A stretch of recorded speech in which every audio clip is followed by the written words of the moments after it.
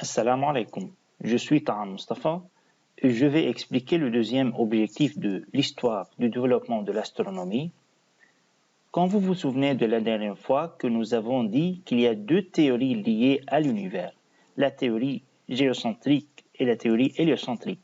Maintenant, nous allons traiter la théorie géocentrique qui considère la Terre comme le centre de l'univers. Alors, quels sont les postulats de la théorie de Platon et d'Aristote?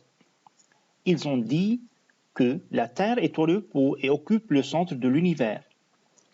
Tous les corps célestes, y compris la Terre, sont sphériques. Les corps célestes accomplissent leur révolution autour de la Terre à différentes distances que nous appelons rayons. Les étoiles fixes sont les plus éloignées de la Terre et sont portées par une sphère dont la période de révolution est de 1 jour.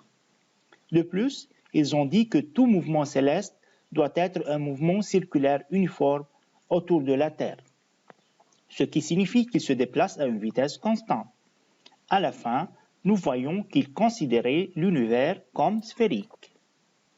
Ce modèle fonctionne très bien comme philosophie, mais il n'a pas expliqué pourquoi les planètes semblent ralentir puis se déplacer en sens inverse ou rétrograde avant de reprendre son chemin. Ptolémée a pu l'interpréter et a révélé son système dans son livre Almageste. Il croyait toujours que la Lune et le Soleil se décrivent d'un mouvement uniforme, deux orbites circulaires autour de la Terre. Alors qu'il a soutenu que les planètes se déplacent suivant deux trajectoires circulaires, où la première est le déférent qui représente le chemin d'une planète et la deuxième est l'épicycle. Cela explique le mouvement rétrograde tout en gardant les planètes dans leurs orbites circulaires autour de la Terre.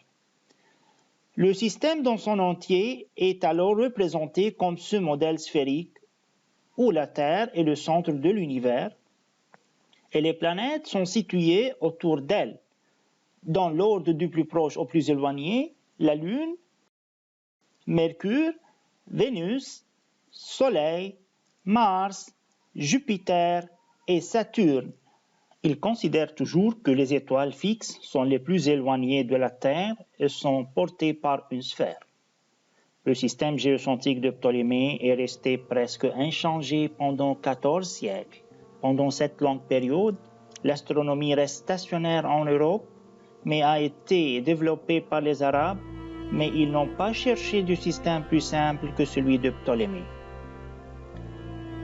C'est la fin de la deuxième partie de la leçon. Dans la troisième partie, nous allons parler de la théorie héliocentrique. Tout ce qui est mentionné dans la vidéo est à bien étudier et vous pouvez le trouver dans la fiche de résumé. Bonne journée.